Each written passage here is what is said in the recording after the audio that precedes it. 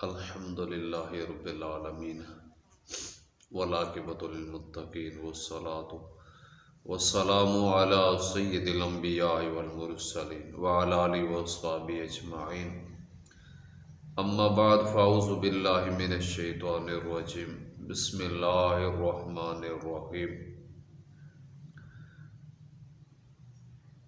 وَأَقِیمُوا الصَّلَاةَ وَآتُوا الزَّکَاةَ وَارْکَعُوا مَعَ الرَّاکعِینَ آمنت باللہ صدق اللہ العظیم وصدق رسولہ النبی الکریم ان اللہ وملائکتہ یصلون علی النبی یا ایھا الذین آمنوا صلوا علیہ وسلموا تسلیما الصلاۃ والسلام علیک یا سیدی یا رسول اللہ وعلی آلک واصحابک یا سیدی یا حبیب اللہ الصلاۃ والسلام علیک یا سیدی یا نبی اللہ وعلی آلک واصحابک یا سیدی یا نور اللہ۔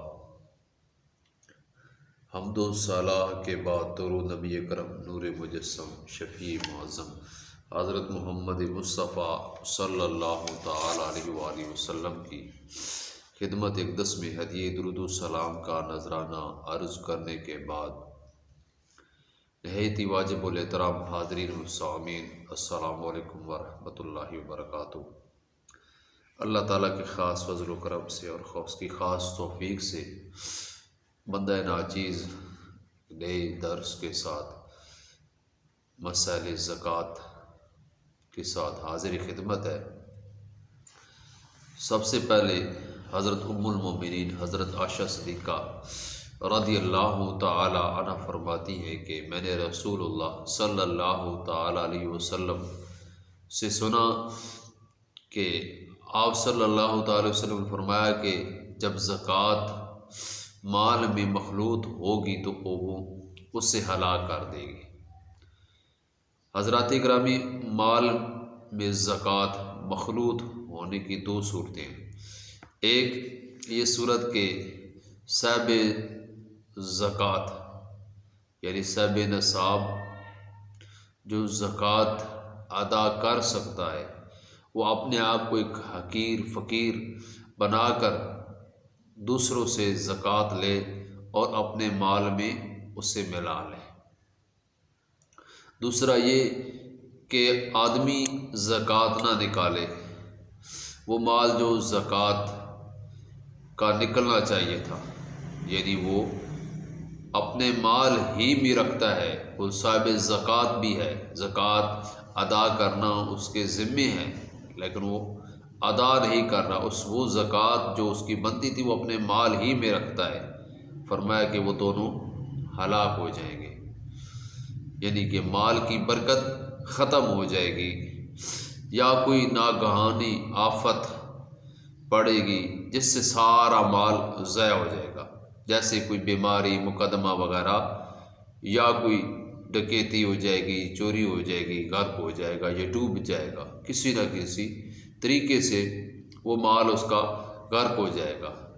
تو پتہ چلا کہ زکوٰۃ نکالنے میں فائدہ ہے اور نہ نکالنے میں نقصان ہے۔ مسائل زکوٰۃ کیا ہے؟ زکوٰۃ فرض ہے، اس کا منکر کافر ہے اور نہ ادا کرنے والا فاسق کو جہنمی ہے اور دیر سے ادا کرنے والا گناہ گار ہے۔ زکوٰۃ کی تعریف کیا ہے؟ اللہ کے لیے مال کے ایک حصے کا جو شریعت نے مقرر کیا ہے کسی فقیر کو مالک بنا دینا، اس کو زکوٰۃ کہتے ہیں۔ زکوٰۃ کی شرائط کیا ہے؟ سب سے پہلی شرط جو ہے وہ یہ ہے کہ مسلمان ہونا، یعنی کافر پر زکوٰۃ فرض نہیں۔ بالغ ہونا یعنی نابالغ پر زکوٰۃ فرض نہیں۔ عاقل ہونا یعنی دیوانے پر زکوٰۃ فرض نہیں۔ آزاد ہونا یعنی غلام لونڈی پر زکوٰۃ فرض نہیں۔ مالک نصاب ہو یعنی جس کے پاس نصاب سے کم مال ہو اس پر زکوٰۃ فرض نہیں۔ پورے طور پر مالک ہونا یعنی اس پر اس کا قبضہ ہو، اس مال پر قبضہ ہو، اس پر زکوٰۃ فرض ہے۔ یہ نہ ہو کہ مثلا کسی نے اپنا مال زمین میں دفن کیا اور وہ جگہ بھول گیا، جب تک وہ جگہ اس کو نہیں ملے گی یا بعد میں اس کو مل جاتی ہے، اس کو پتہ چل جاتا ہے، اس نے جو نشان لگایا ہوتا ہے اس کو پتہ چل جاتا ہے، تو تب وہ زکوٰۃ ادا کرے گا۔ اس سے پہلے اس پر زکوٰۃ واجب نہیں، اس لیے کہ نصاب کا مالک تو تھا مگر اس پر اس کا قبضہ نہیں تھا۔ اسی طرح نصاب کا قرض سے فارغ ہونا، مثلا کسی کے پاس 1000 روپے ہے مگر وہ 1000 روپے کا قرض دار ہے، تو اس کا مال قرض سے فارغ نہیں، لہذا اس پر زکوٰۃ نہیں۔ نصاب کا حاجت اصلیہ سے فارغ ہونا، یعنی حاجت اصلی کیا ہے؟ یعنی آدمی کو زندگی میسر کرنے میں، زندگی کو گزارنے کے لیے جن چیزوں کی ضرورت ہوتی ہے، مثلا رہنے کے لیے مکان، کپڑے گرمیوں کے یا سردیوں کے، اسی طرح چارپائیاں، میز، برتن، چولہے وغیرہ جو بھی ہے، ان پر زکوٰۃ مالی نہیں، زکوٰۃ نہیں، کیونکہ یہ سب مال سامان حاجت اصلیہ سے فارغ نہیں۔ اسی طرح فرمایا کہ مال نامی ہونا، یعنی بڑھنے والا مال، خواہ حقیقتاً بڑھنے والا مال ہو، جیسے سونا چاندی اس لیے لوگ بناتے ہیں، اس لیے پیدا کرتے ہیں کہ اس سے خرید و فروخت، کبھی مال خرید اوپر ہو جاتی ہے، قیمت خرید، کبھی قیمت فروخت اوپر ہو جاتی ہے، نیچے ہوتی رہتی ہے، اس سے مال بڑھتا رہتا ہے اور وہ بیچیں گے تو اس سے نفع ہوگا۔ لہٰذا سونا چاندی جس حال میں ہو اس پر زکوٰۃ لازم ہے۔ اسی طرح مال نصاب پر 1 سال گزر جائے، یعنی نصاب پورا ہوتے ہی زکوٰۃ فرض نہیں ہوگی، بلکہ 1 سال تک وہ نصاب مالک ملک میں باقی رہے، تو سال پورا ہونے کے بعد اس کی زکوٰۃ نکالی جائے گی۔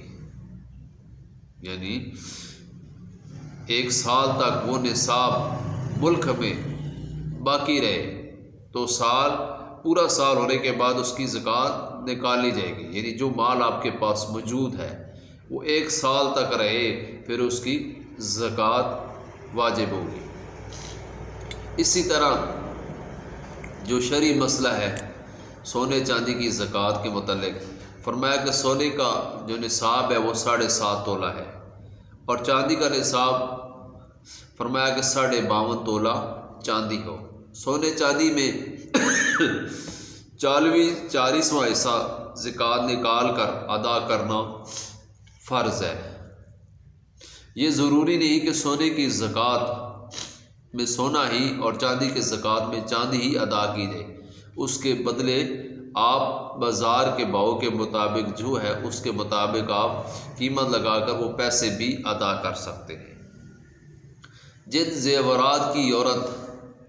زیورات کی مالک عورت ہے، چاہے وہ اسے میکی کی طرف سے یا اس کے شوہر نے اسے حقدار بنایا، اس کو دے دیا، اس کو مالک بنایا، تو وہ جو زکوٰۃ ہے ان زیورات کی وہ عورت خود ادا کرے گی۔ اور جن زیورات کو مالک مرد ہو، یعنی عورت کو صرف پہننے کے لیے دیا ہو، مالک نہیں بنایا، تو ان زیورات کی زکوٰۃ مرد کے ذمے ہے، عورت پر نہیں۔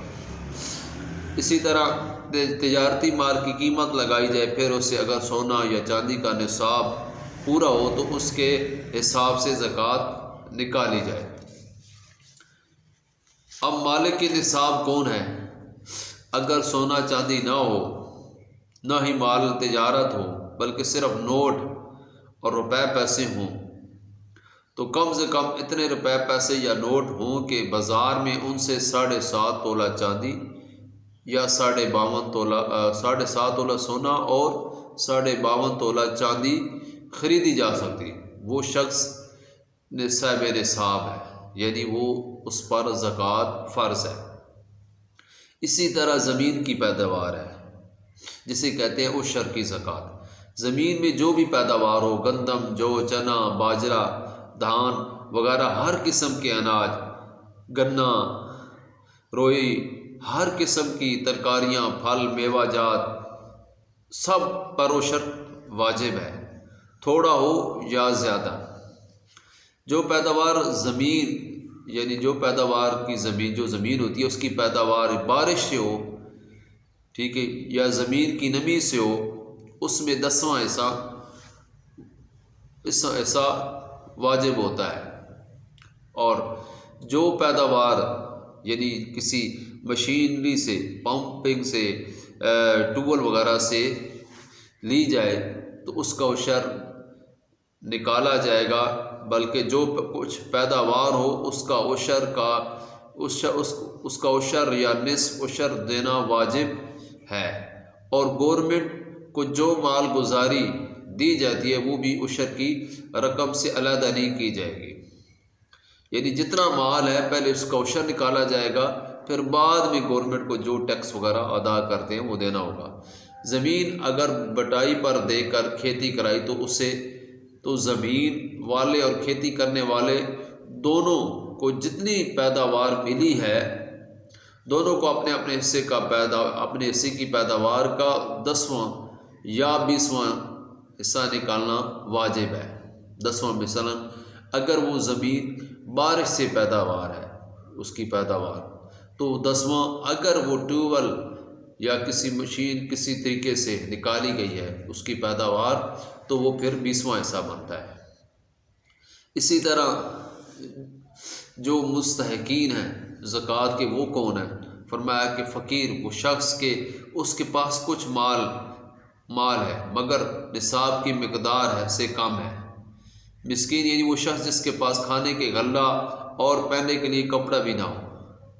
قرض دار یعنی وہ شخص جس کے ذمہ قرض ہو اور اس کے پاس قرض سے زائد کوئی مال بقدر نصاب نہ ہو۔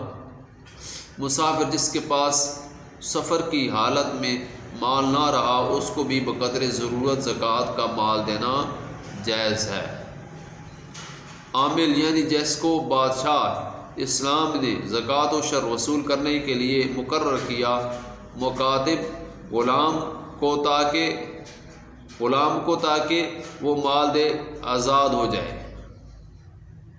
یہ جو میں نے آپ کو مسائل زکوٰۃ بتائے ہیں، ان سے یعنی کس کو آپ زکوٰۃ دے سکتے ہیں، کتنی زکوٰۃ ہے، اس کی مقدار، اور کتنا سونا کتنی چاندی، یہ سارے آپ کو بتائے، تو کوشش کریں کہ جس کو بھی آپ زکوٰۃ دیتے ہیں وہ ایک تو مسلمان ہو، مستحق ہو، اور آپ نے اس کو زکوٰۃ نہیں دینی جو مستحق نہیں اور کافر ہے، مرتد ہے، اس کو آپ بد مذہب ہے، اس کو آپ زکوٰۃ نہیں دے سکتے، وہ دینا جائز نہیں۔ یہ مسائل تھے سامعین زکوٰۃ کے متعلق۔ دعا ہے کہ اللہ تعالی ہم کو ان پر عمل پیرا ہونے کی توفیق عطا فرمائے، آمین ثم آمین، وآخر دعوانا ان الحمد للہ رب العالمین۔